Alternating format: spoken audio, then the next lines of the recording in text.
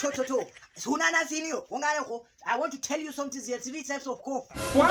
The first one is what we call the slow motion. The second one is what we call the body. The third one is what we call the location. Now the first one that they call slow motion. That's the kind of cough that they call that you like. Now the second one is the quality. Was the quality of the body. That's the kind of cough you be hearing. That's the third one, the quality and the location. What? They're going to be copying how you know about it. You'll be saying somebody like. This is the kind of cough that's what is a malicious. That's the kind of cough that when you cough it, you're going to feel like that's the kind of cough that makes somebody sing that song at the maternal location. Remember right there. Now we're going to step to before I go, I'm going to flip you with a question. Has your father herbal approach your mother?